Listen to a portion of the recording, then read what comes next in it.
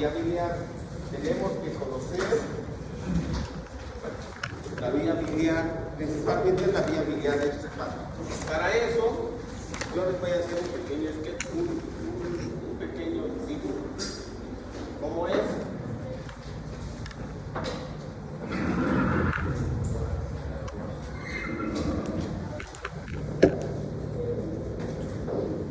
Muy bien.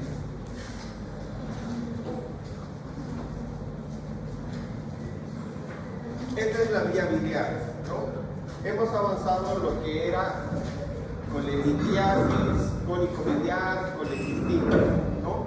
La principal causa de colecistitis, ¿cuál era? La litiásica. La principal causa de colecistitis aguda es la litiásica, en un 95%. Entonces, ¿por qué operamos entonces las vesículas? Por los cálculos que hay, ¿no? Entonces ahí los cálculos. Bien, los cálculos. Estos cálculos en la vesícula biliar van a traer una serie de complicaciones, ¿no? ¿Cuáles son las complicaciones de la colelitiasis entonces? Es uno, colecistitis. ¿Por qué? Porque el cálculo puede enclavarse, ¿no? Otro, que el cálculo llegue al conducto colédoco o esté justo en la papila y pueda producir pancreatitis, coledocolitiasis, colangitis, ¿no? Colecistitis. Puede producir fístulas biliares, porque aquí también está el intestino, entonces puede producir fístulas biliares, o sea, varias complicaciones. Muy bien. Vamos, sí. Ahora, para hacer una cirugía, una colecistectomía, ¿qué es lo que tenemos que ver? Tenemos que ver las estructuras, en realidad las estructuras, y lo que hacíamos en cirugía de apéndice. Primero ligábamos o buscábamos la arteria. ¿Qué arteria va a ligar a la vesícula? La arteria cística. La arteria cística. Entonces, esta arteria cística, ¿de dónde viene?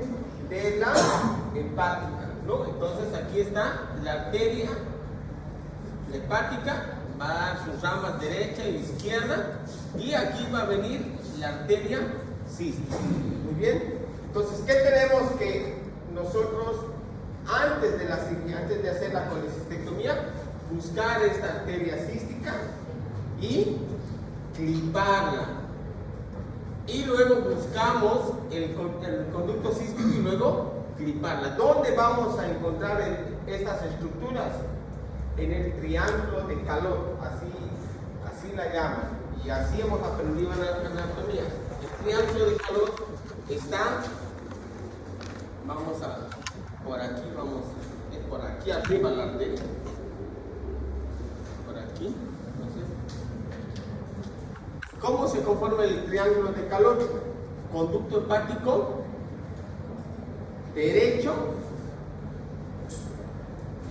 conducto cístico y el borde de la vesícula, ¿no? Entonces, aquí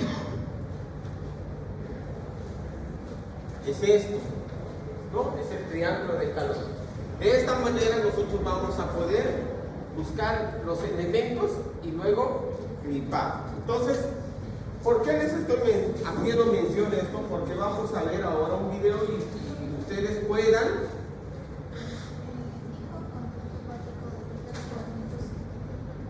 y el borde de el borde del hígado. Entonces vamos a ir viendo.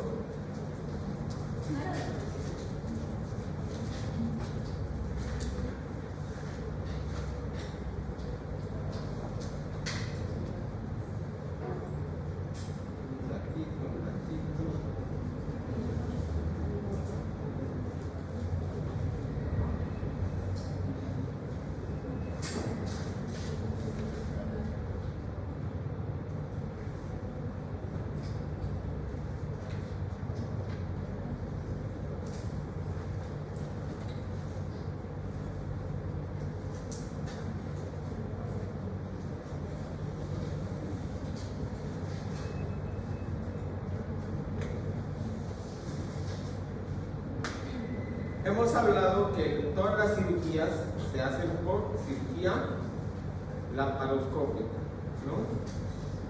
Entonces aquí vemos, miren, aquí está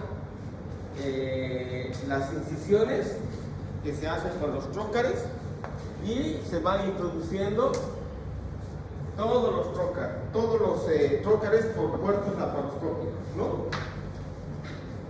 ¿Ven? Ahí va introduciendo, ahí está el hígado y ahí está agarrando lo que es la vesícula, ¿no? Estas adherencias se producen porque el paciente seguramente ha tenido varios cólicos. Estas adherencias que se unen, miren, la vesícula con el epíplo, ¿no? Entonces se va desprendiendo, ¿no? Miren, va desprendiendo las adherencias. En esta cirugía, entonces, lo que se va a hacer es buscar lo que es los elementos, en donde, en el triángulo de calor. Miren, siguen viendo adherencias. Entonces, hemos dicho, el triángulo de calor está conformado por el conducto cístico, ¿no? Va desperitonizando,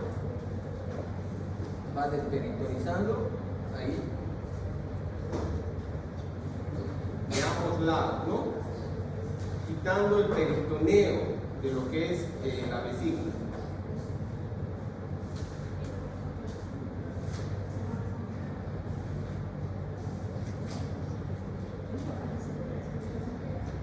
Y por el otro lado, entonces aquí ya vamos a poder identificar. Vean, aquí está, aquí debería estar el conducto cístico, a este lado el conducto hepático y a este lado, arriba, lo que es el borde del hígado. Este es el triángulo que se va formando. Este es el triángulo que se va formando. Entonces aquí, como contenido, tiene que estar la arteria cística.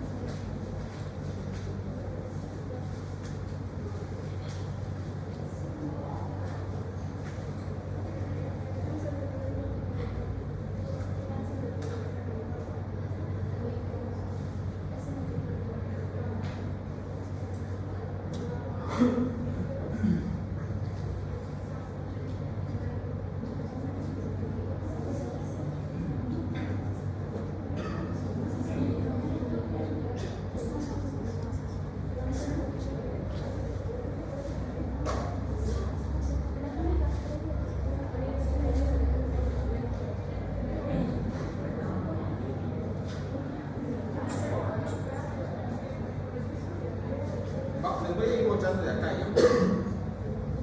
Esto ya hemos visto.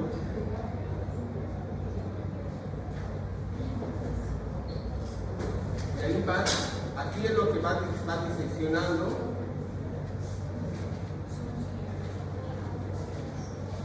Y ahí es donde vamos a poder encontrar lo que son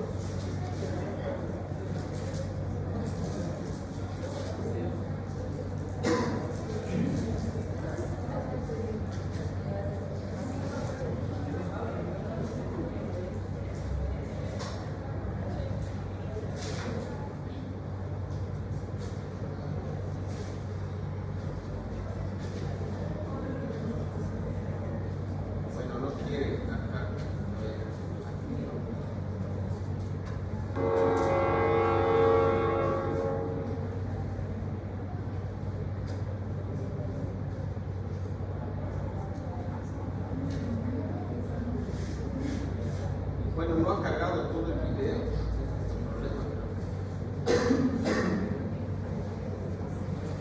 Bueno, les voy a hacer la siguiente. Vamos a ir viendo. Entonces,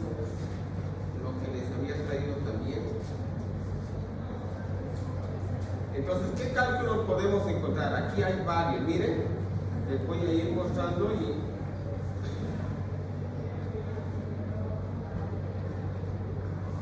miren, esta es una vesícula igual con varios cálculos.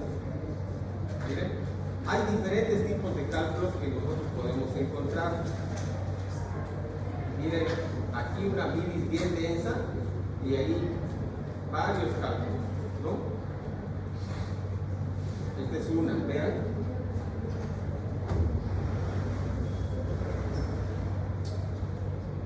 Acá es otra.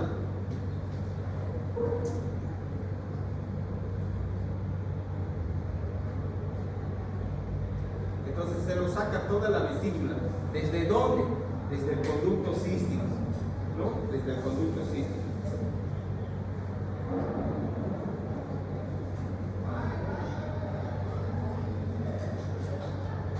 Vean, miren.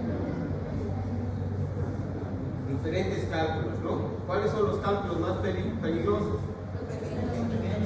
Pequeños. Aquí otro. Esta es una colecitis aguda.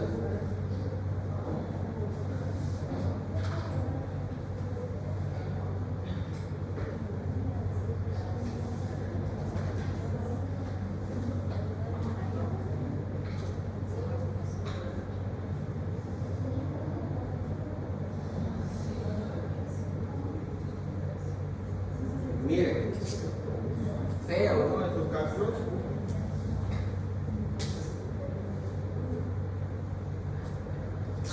Pues ahí les he traído para que puedan ver, ¿no? Bueno, ahora nos quedaría ver lo que es este tema. Este tema es un tema muy apasionante para todos los cirujanos, que es pancreatitis.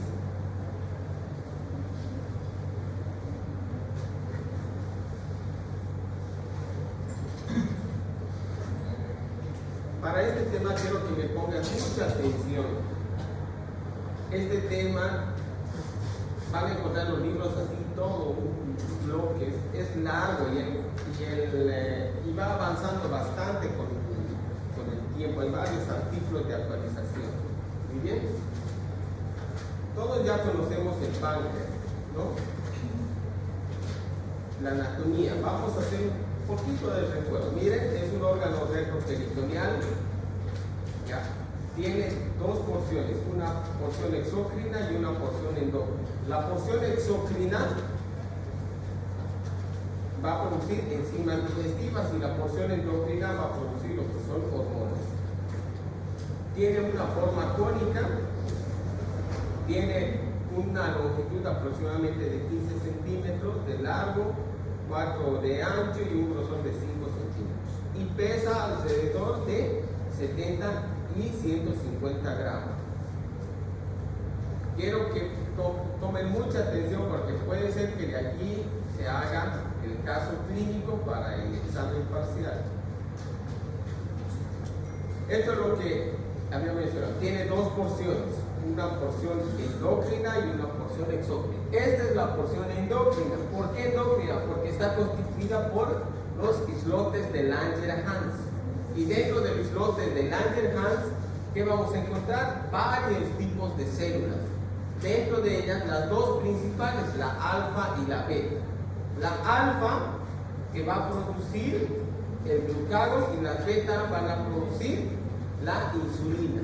Estas dos hormonas van a regular lo que es el metabolismo de la glucosa. La parte exócrina está compuesta por los acinos pancreáticos. Estos acinos pancreáticos van a producir enzimas digestivas, también va a producir agua y bicarbonato.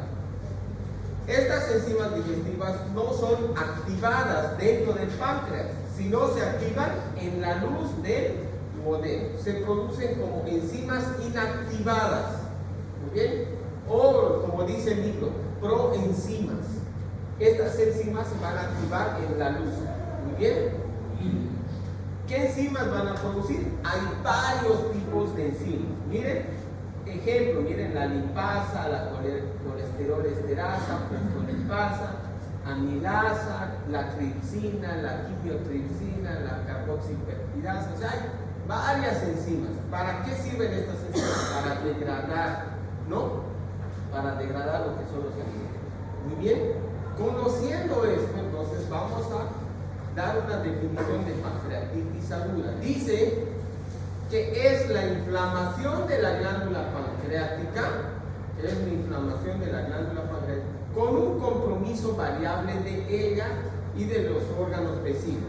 O sea, ¿qué quiere decir?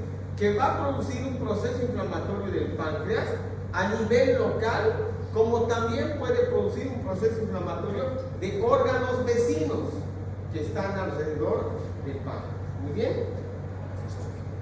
¿Y qué van a producir? Va a producir una respuesta inflamatoria sistémica, derivado de la ruptura de las células acinales y liberación de su contenido enzimático.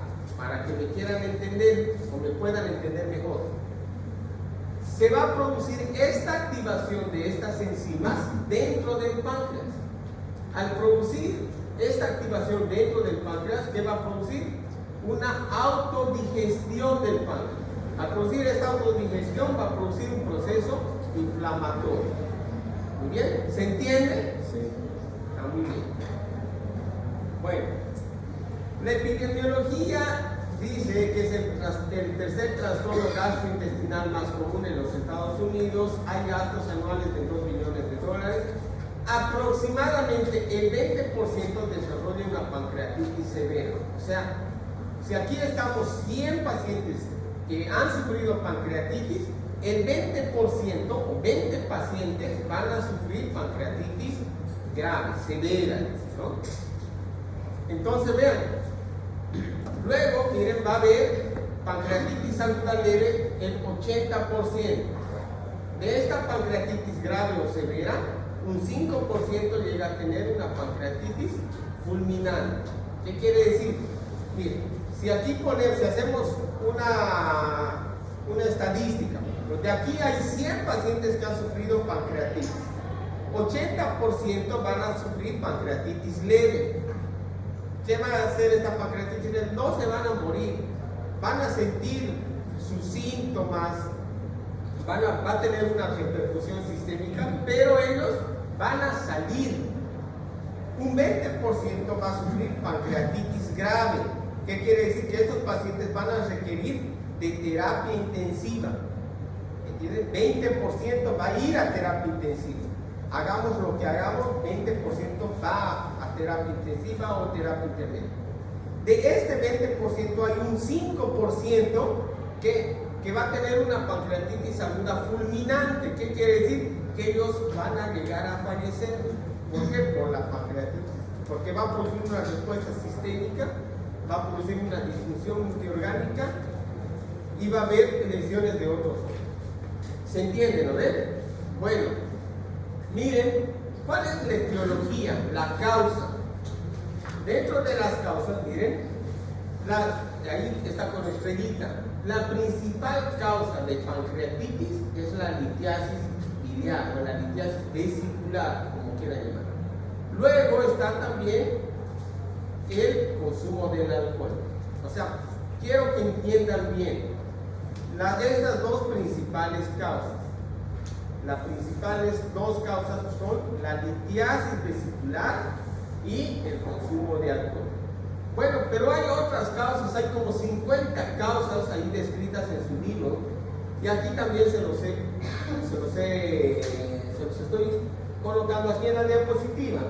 Puede ser por hipertriglicemia, hipercalcemia, fármacos, picadura de escorpión, puede ser por otras causas de obstrucción de la papila, pueden ser tumores, parásitos, ¿no? O disfunción del esfínter de Oddi, traumatismo, pacientes que han sufrido trauma, igual, ¿no? Puede ser por isquemia, infección del citomegalovirus, puede ser hereditaria, post-RCP, autoinmune o fibrosis quística. Y hay otras causas más, ¿no? Entonces, ¿cuál es la principal causa? La litiasis vesicular. Por ejemplo, hay un paciente que ustedes ven en la consulta y está con pancreatitis. ¿Qué tienen que hacer? Dentro de ustedes van a pensar, bueno, si es pancreatitis debe estar producido por cálculos biliares, ¿no ven? Entonces, ¿qué van a hacer para confirmar eso? Eso, van a pedir una ecografía. Entonces, quiero que me entiendan bien esto porque les va a ir en el examen. ¿Para qué sirve la ecografía en la pancreatitis aguda? Para saber la causa, para saber la etiología. Cuidado, me pongan en su examen para saber o para diagnosticar. No sirve para hacer el diagnóstico, sirve para saber la causa. Ahora, ¿qué pasa si le hacen ecografía y el paciente no tiene cálculos? ¿Qué van a sospechar? Que la pancreatitis puede ser alcohólica. Entonces le preguntarán, ¿ha consumido bebidas alcohólicas? Sí, 3 días he estado tomando y no he llegado a la casa y me he comido una patasca y me ha venido el dolor. Pancreatitis. ¿Ven? ¿Se entiende, no ven? Vamos. Entonces, vean, miren, ¿cuál es la fisiopatología? Dice desencadenantes, y ahí se los he colocado, litiasis del alcohol. ¿Qué va a producir? La activación de estas enzimas. Miren, el tripsinógeno se convierte en tripsina y esta tripsina va a producir, vean, la lisis, la destrucción de otras vacuolas que están llenas de tripsina. Estas se van a activar y van a producir que la activación de la fosfolipasa A2, la quimiotripsina y la elastasa. También produce o la activación del complemento de la calciferina y alteraciones en la coagulación, lo que produce lesión del endotelio vascular del intersticio. ¿En dónde? En las células acinales. Esto produce vasoconstricción, éstasis capilar, disminución de la saturación del oxígeno, isquemia. Va a producir migración de los polimorfos nucleares, macrófagos, liberación de citocinas y todo lo que es el proceso inflamatorio, ¿no? También va a llegar a producir una trombosis, hemorragia y necrosis, y esto lleva a lo que es el SIRS, síndrome de respuesta inflamatoria sistémica. Muy bien, todo por la activación de estas enzimas dentro de la glándula pancreática, por una obstrucción, la más frecuente, la litiasis vesicular. Muy bien, ahora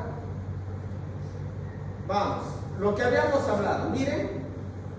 De acuerdo a la clínica la clasificamos en pancreatitis aguda leve, el 80%, y pancreatitis aguda grave, un 20%.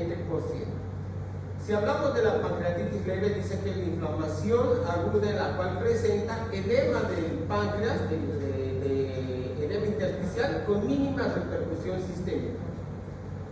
La pancreatitis grave se va a asociar a falla orgánica sistémica y complicaciones locales. ¿Qué va a suceder con el páncreas? Puede necrosarse, puede haber colecciones, puede tener un pseudoquiste y puede tener abscesos. Muy bien. Ahora, ¿cómo nosotros sabemos qué tipo de pancreatitis será el paciente que ha llegado? ¿Cómo sabemos? Porque el paciente va a venir con una queja principal. ¿Cuál será? Dolor, ¿no? La pancreatitis aguda es parte del abdomen agudo quirúrgico de tipo inflamatorio. Pero aquí hay una contradicción. ¿Todos los abdómenes agudos se operan o no? ¿Abdomen agudo quirúrgico se opera? Sí. Pero este es quirúrgico inflamatorio. Esta es la única que no se va a operar. Solo se va a operar las complicaciones. ¿Cuáles eran las complicaciones? Que tenga necrosis, que tenga colecciones, que tenga pseudoquiste o abscesos. ¿Bien? Hemos dicho entonces, ¿cómo sabemos que el paciente viene y es una pancreatitis aguda leve o es grave? Porque si es leve, lo vamos a pasar a salas de internación. Si es grave, ¿dónde lo vamos a llevar? A terapia intensiva. No puede estar en sala de internación normal, se nos va a descompensar. Para eso, nosotros hemos utilizado un sistema de clasificación, ¿no? Que va a predecir qué tipo de pancreatitis es, ¿no? Miren, hay varios. Podemos utilizar el Apache 2, podemos utilizar el BISHAP, podemos utilizar el Glasgow modificado, el Ramson, la urea al ingreso, la proteína C reactiva. O sea, hay varios. ¿Y cómo los vamos a utilizar nosotros? Miren, ¿qué dice el Apache? Dice que el Apache tiene unas tablas que maneja y da una puntuación. Si el Apache dice que tiene más de 8 puntos o igual, en las primeras 24 horas es pancreatitis grave. El Ramson, por ejemplo, más de 3 o igual a 3, en las primeras 48 horas puede ser pancreatitis grave, ¿no? Si es menos, es pancreatitis leve. Entonces vamos a utilizar, por ejemplo, algunos.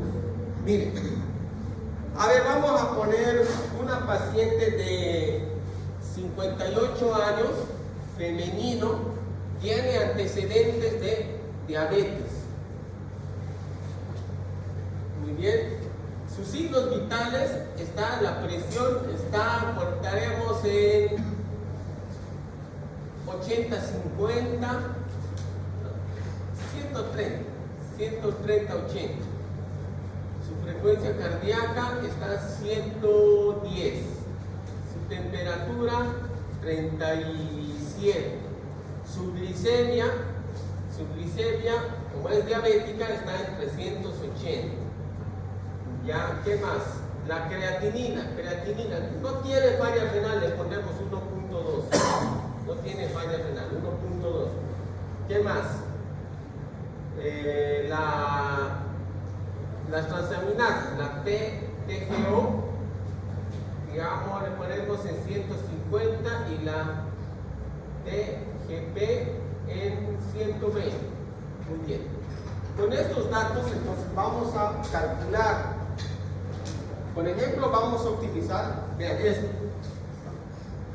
lo que es los criterios de Glasgow, que dice que si es más de 3 es grave.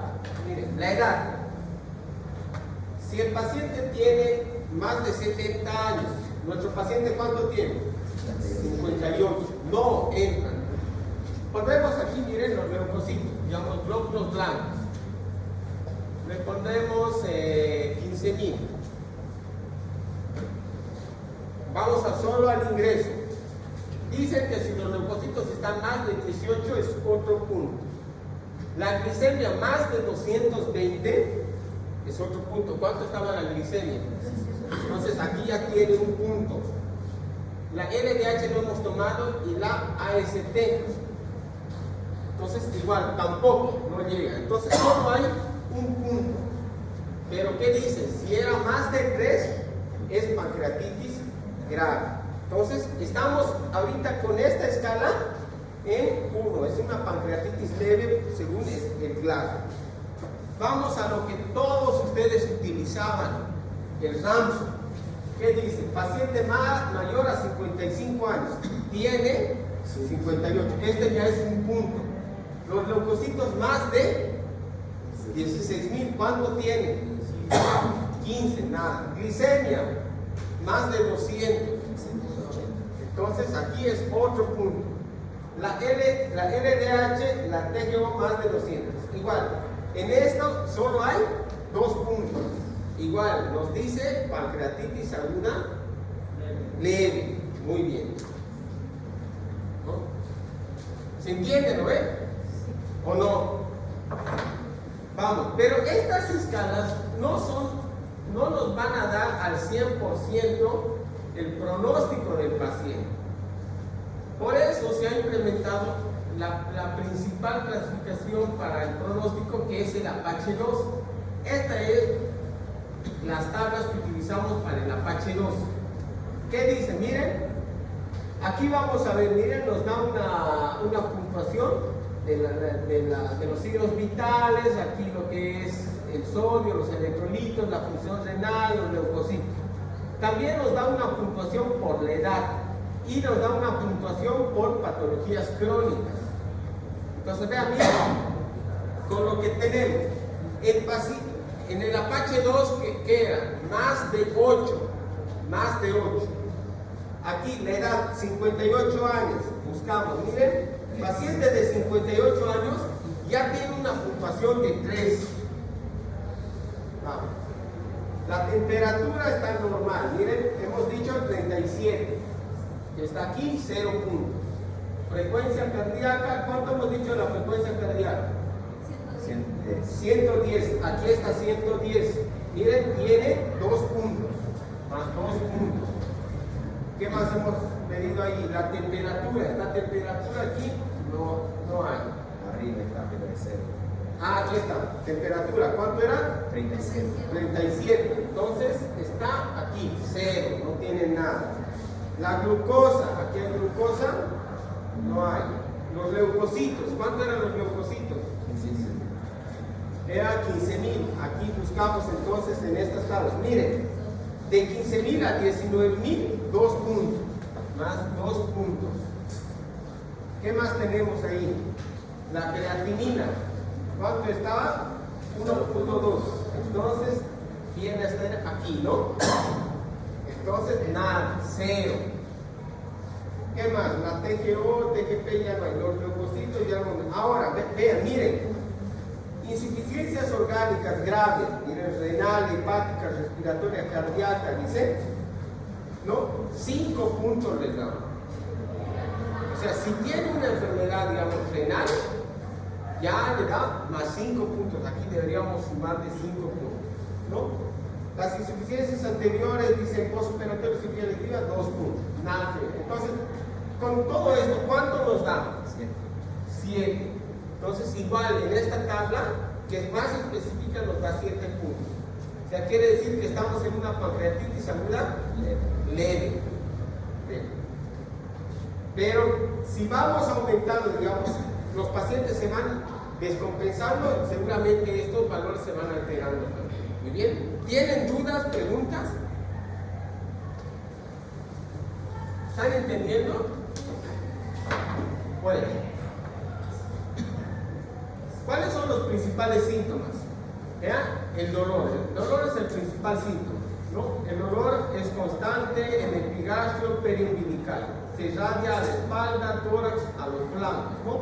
Es un dolor de tipo E, cinturón, ¿no? Ya lo conocemos todos. Ahora, el dolor de la pancreatitis es única. Es un dolor tan intenso que dice es un dolor indescriptible. Aquellos pacientes que han tenido pancreatitis, solo ellos saben cómo es el dolor. Por ejemplo, ¿algunos de ustedes saben cómo es el dolor de un parto? No. ¿Quiénes saben? Las mamás, las que han tenido el dolor. ¿Y cómo las ven ustedes a ellas? Sufriendo, ¿lo ven? ¿O no? Sufren. Bueno, no cuenta eso.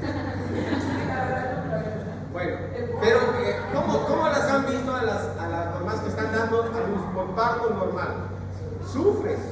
Así es el dolor de la pancreatitis. Dice que es un dolor más fuerte que el dolor del parto, para que entiendan bien. Si hay un paciente que viene con bastante dolor agarrándose la región del epigastrio, no duden. Piensen siempre en una pancreatitis. Miren, aquí dice que el dolor abdominal se presenta en el 95%, el dolor irradiado hacia el 12-50%. Ahora, miren, anorexia, ¿qué hemos hablado? La anorexia siempre se presenta en un abdomen agudo quirúrgico, ¿no? Náuseas, vómitos, miren, ruidos circulares disminuidos, fiebre, resistencia muscular, shock. Ahora, ictericia. ¿Presentan ictericia la pancreatitis o no? ¿Sí o no? ¿Por qué? ¿Por qué presentan ictericia los pacientes con pancreatitis? Eso, por el cálculo, miren, ¿dónde estamos? Por la obstrucción, pues, ¿no? Si se obstruye aquí, si hay un cálculo, ¿será que hay un flujo adecuado de bilis? No. Entonces, si ven ictericia, también automáticamente sospechen, debe ser algo que ha obstruido. ¿Qué obstruye? Un cálculo. Entonces eso ya se piensa. Pero si no hay ictericia en un paciente con pancreatitis, también, y la ecografía no hay cálculos, es alcohólico. Bueno, ¿qué más puede haber hematemesis? Hay que preguntar, ¿no?, la historia de alcoholismo o de enfermedades biliares. Bueno, en la pancreatitis alcohólica, o sea, usted mencionó que puede ser, o sea, de que no tiene que tener una historia de alcoholismo, o sea, de que beber desde...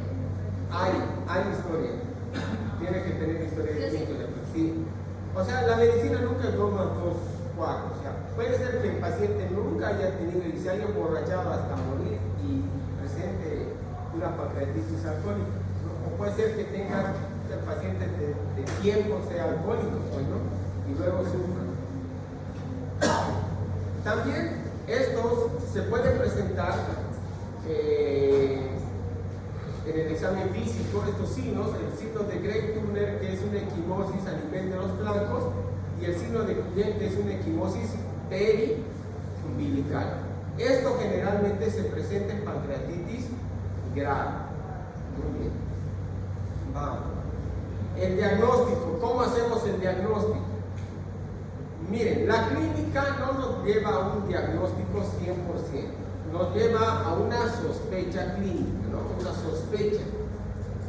El que nos va a dar el diagnóstico va a ser estas dos enzimas, la amilasa y la lipasa. Si yo les digo, ¿cómo hace el diagnóstico de la pancreatitis aguda laboratorialmente? ¿Qué me van a colocar? Amilasa y lipasa. Otra pregunta que les estoy dando. Podemos también pedir una ecografía abdominal. ¿Para qué sirve la ecografía? Para la etiología. La etiología, la causa, ¿no? Eso. Y podemos pedir también rayos X de tórax y de abdomen. Bueno, vamos con lo que es la amilasa.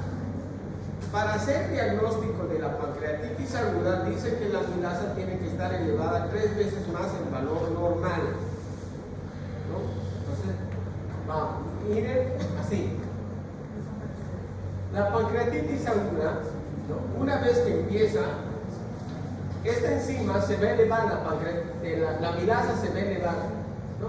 Se eleva y toma un tiempo ¿en qué? En ser detectado, por lo menos 14 días, ¿no? Entonces, esta amilasa,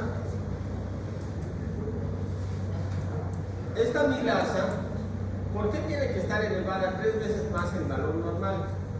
Porque no es una enzima específica, porque también se puede elevar en otras patologías. Por ejemplo, en una parotiditis se eleva en una gastritis, sí, se eleva en una enfermedad pélvica inflamatoria, se eleva en una oclusión intestinal. O sea, se puede elevar en varias patologías, pero el diagnóstico para hacer pancreatitis, esta enzima tiene que estar elevada 3 veces más el valor normal. ¿Cuánto es el valor normal de la amilasa? 120, va en el rango de 120, 110, en otros laboratorios en 130. ¿Cuánto tiene que estar en una pancreatitis? Por lo menos más de 500, más de 450. O sea, van a encontrar ustedes de 1000, 2000, 800, o sea, con eso ya se hace el diagnóstico, ¿no? También la lipasa. La lipasa es más específica. La lipasa, si se eleva la lipasa ya podemos decir pancreatitis. Pero ¿cuál es el problema? Esta lipasa se va a elevar a partir de las 72 horas, o sea, a partir del tercer día recién se eleva la lipasa. O sea, pero nosotros no podemos esperar, ¿no?, 3 días con el paciente, ¿no? O sea, no le vas a decir, ya bueno, espere, vamos a pedir la lipasa, de aquí a 3 días hacemos y vamos a saber qué es lo que tiene, ¿no? En cambio, la amilasa se puede elevar desde el inicio, ¿no?, pero tiene que estar elevada 3 veces más el valor normal. Bueno, la radiografía igual nos ayuda. La radiografía simple podemos encontrar el signo del asa centinela, que es esto, un nivel intraéreo, o algunas calcificaciones, ¿no? En pancreatitis crónica. En el rayos X de tórax, no sé si ustedes se acuerdan, en la mayoría de los pacientes en pancreatitis, los pacientes van a tener derrame pleural, principalmente en el lado izquierdo. Por eso aquí se los he puesto derrame pleural izquierdo, y también puede existir una elevación del diafragma. La ecografía abdominal, podemos observar alteraciones del páncreas, dilatación del wirsum, colecciones, pero principalmente si hablamos de pancreatitis, tenemos que ver si el paciente tiene colelitiasis, ¿no? Pero también podemos encontrar una coledocolitiasis. Utilizamos también lo que es la tomografía, y estos son los criterios de Baltasar. En la tomografía nos puede decir que es un páncreas normal, A o B, aumentado de tamaño, C, que es un páncreas con inflamación peripancreática, si es un grado D, con una colección, y grado E, múltiples colecciones, ¿no? Y también el tipo de necrosis, ¿no? Bueno, ahora vamos a estar en dos tipos de pancreatitis: pancreatitis aguda leve y grave. ¿Cuál será el que nosotros vamos a llegar a manejar? ¿Una pancreatitis leve o grave? Leve, ¿no ven? Si es pancreatitis grave, lo mandan a terapia directo. En cambio, la pancreatitis leve podemos nosotros internarlo a una sala común. ¿Y cuál es el tratamiento? Entonces, el tratamiento de la pancreatitis aguda leve se basa en 3 pilares. Acuérdense, 3 pilares, es fácil. Yo les pregunto a los internos, ¿cuál es el tratamiento de la pancreatitis leve? No saben, 0. Son 3 pilares. Y es fácil. Dentro de estos 3 pilares dice que se tiene que hacer reposo pancreático. O sea, ¿qué quiere decir reposo pancreático? Que descanse el páncreas, ¿no? O sea, que no trabaje, ¿no? Reposo, si te dicen reposo, que te quedes en casa, ¿no ves? Lo mismo, ¿no? Reposo, que el páncreas no trabaje. Entonces, ¿qué vamos a hacer? 1, 2 y 3.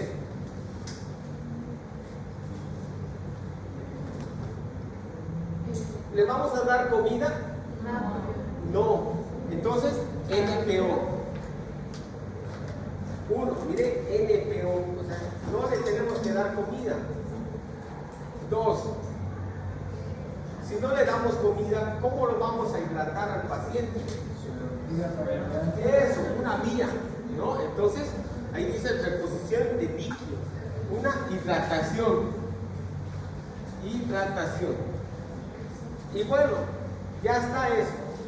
¿Cuál es el principal síntoma? Entonces, ¿qué tenemos que darle? Listo, analgésicos.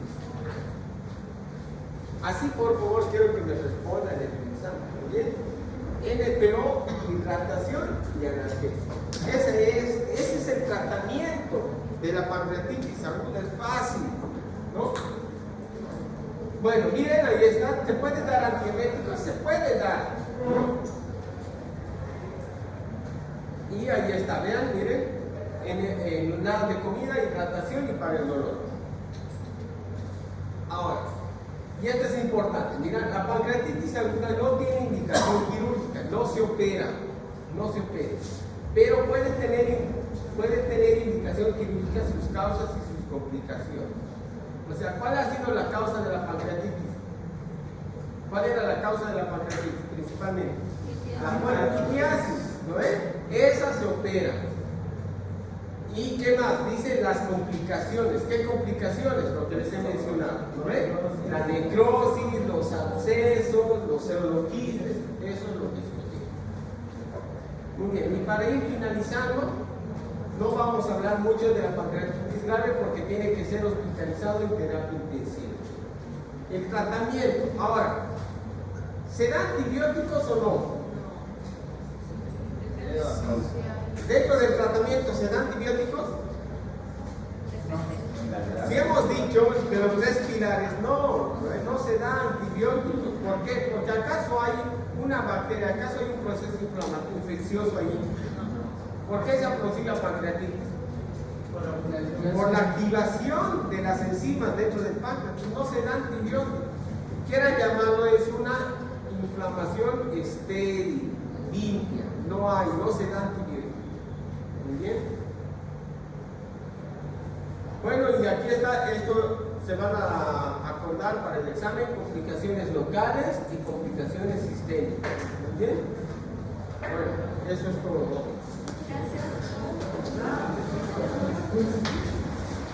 ¿Quieren examen? Sí.